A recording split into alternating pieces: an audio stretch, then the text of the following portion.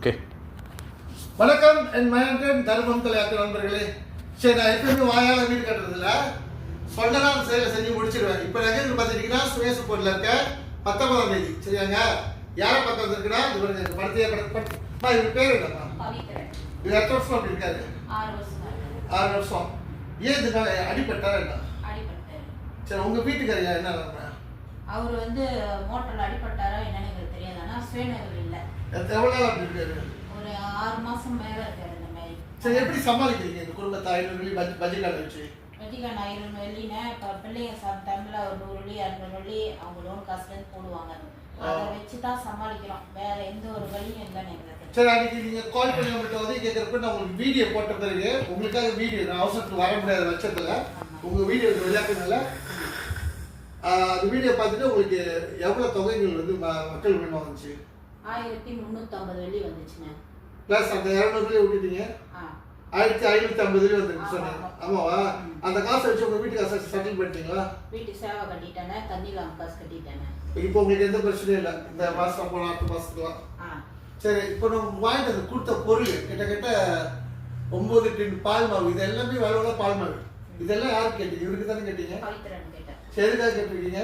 அவர் வந்து பால் வந்து ஒரு 3 வேளை பால் குடிக்கிறாரு. ஓகே, அதனால கேட்டேன். எவ்வளோ நாளைக்கு வரும் அந்த பால் மாவு? ஒரு டின் எவ்வளோ நாளைக்கு வரும்? ஒரு டின்னு வந்து ஒரு மாசத்துல 2 டின்னு வரும்.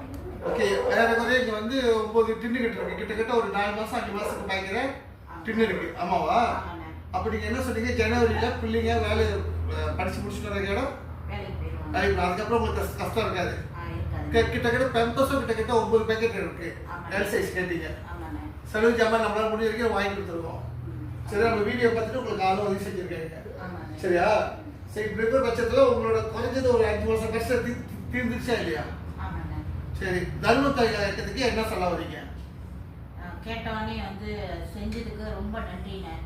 ஏன்னா நீங்கள் வந்து கேரளில் இருக்கீங்க. நான் சுமேஷ்பூர்லேருந்து அடிச்சதை எனக்கு வந்து உதவி செஞ்சீங்க. அதுக்கு நான் ரொம்ப நன்றி சொல்லிக்கிறேண்ணே. அது இருக்கு, நன்றி சொல்லுங்க. இன்னொன்று சுகேசுக்குள்ள மக்களுக்கும் நான் நன்றி சொல்கிறேன். நம்ம காணொலி பதிவை பார்த்துட்டு இவங்களுக்கு ஆண்டர்ஃபட் உதவியை வந்து வழங்கியிருக்கீங்க.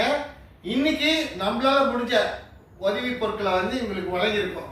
ஏன்னா ஐயா இந்த மாதிரி வேலையோட பால் பாய்க்கணும்னா இவர் வந்து டீப்பில் பால் பிடிக்கிறது தான் நம்ம வாயில தான் கொடுக்குறோம். ஆனால் முழுங்கிறதுக்கு ரொம்ப கஷ்டம். இவர் வந்து இதுக்கு முன்னாடி டீப்பு தான் கொடுத்தீங்க? இதுக்கு முன்னாடி டீப்பு. ஏன்னா இன்ஃபெக்ஷன் அவரை வசி கழுவிட்டாங்க. அவரால் முழுங்க முடியுதுனால வாயிலே கொடுக்க சொல்லிட்டாங்க. 100 ரூபா பிடிப்பாரு.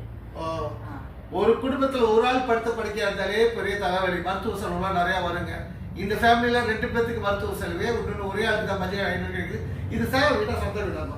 சேவா வீடு. எவ்வளோ கட்டுறீங்க? மாதம் 4 வெள்ளி கட்டுறேன். மாதம் 4 வெள்ளி கட்டுறீங்க. கேரளுக்கு தண்ணி காசுல எவ்வளோ வருது மாதம்? கரண்ட் காசு தண்ணி காசுலாம் சேர்த்து ஒரு 250 வெள்ளிக்குள்ள வரும். அப்படியா? சரி, இதோட இந்த காணொலி பதிவு நான் முடிச்சுக்கிறேன். இப்போ நான் சிங்கப்பூர்லேருந்து வெளியாகணும், டைம் ஆகிக்கிட்டு இருக்கு.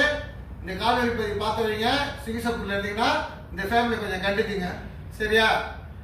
சிங்கப்பூர்ல எந்த இடமா இடம் சொல்லிடுங்க. மூலிவா பசாடு. பசாடு. உங்க பேர் என்னமா? என் பேர் விக்னேஸ்வரி.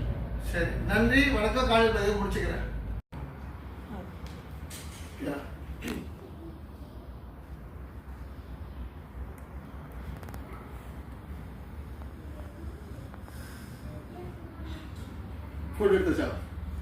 फोटो